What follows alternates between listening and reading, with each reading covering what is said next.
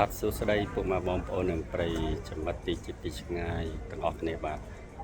នៅពីខាងក្រោយខ្ញុំនេះពុកម៉ែបងប្អូនខ្លះគាត់បានស្គាល់ហើយបាទ BKK ខាប់រមតា Asian Supermarket បាទថ្ងៃនេះក៏សូមអធិស្ឋានផងដោយសារការស្លៀកសម្លៀកបំពាក់មិនបានតែងខ្លួនមកបាទប្រញាប់ពេកអញ្ចឹងក៏ស្លៀកពាក់អ្វីដែលអាចស្លៀកបានអញ្ចឹងថ្ងៃនេះកុំឲ្យខាតពេលវេលាយូរយើងបាទចង់នាំអារម្មណ៍ពុកម៉ែបងប្អូនបាទស្អែកគឺគេលេង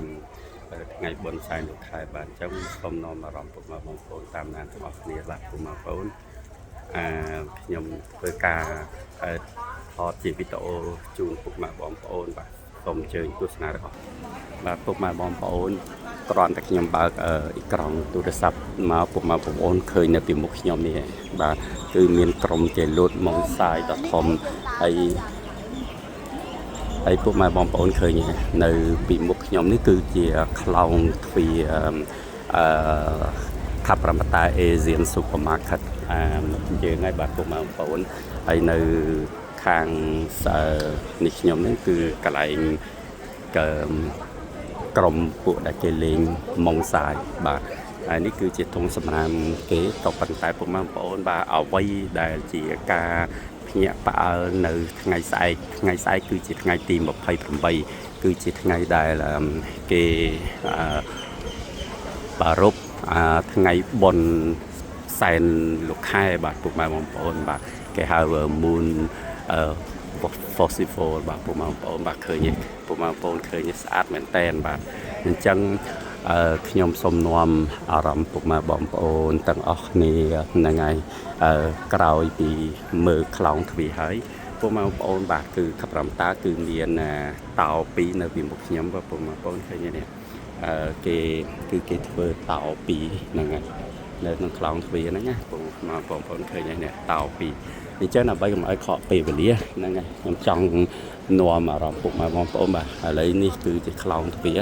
ហើយនៅពីមុខខ្ញុំពុកម៉ែបងប្អូនឃើញគេរៀបចំគោមស្អាតមែនតើពុកម៉ែបងប្អូនអើយណែពុកម៉ែបងប្អូនឃើញហ្នឹងហើយគេរៀបចំខុសពី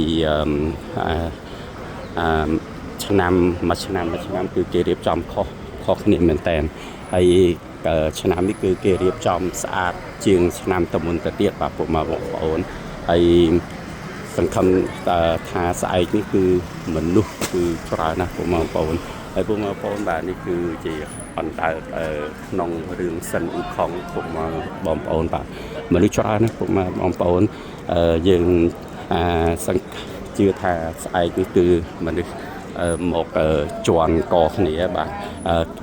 គឺគេរៀបចំធ្វើថ្ងៃបុណ្យសែនលោកខែធំបាទហ្នឹងហើយដែលមួយឆ្នាំគឺឆ្នាំនេះគឺគេអាប់ដេតប្រែប្រួលខ្លាំងមែនតើពុកម៉ែបងប្អូនគឺស្អាតណាស់បាទនៅសិនថាយើងរកអ្វីមកប្រៀប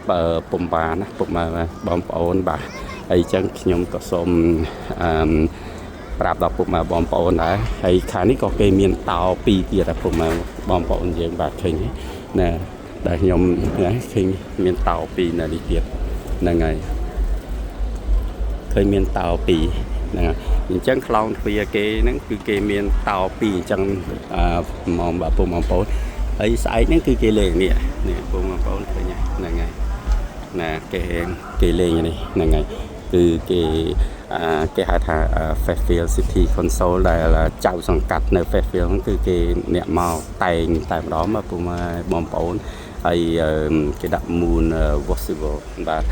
ថ្ងៃសែនលោកខែដ៏ធំបាទពុកម៉ែបងប្អូនយើងអញ្ចឹងស្អែកនេះគឺខ្ញុំសូម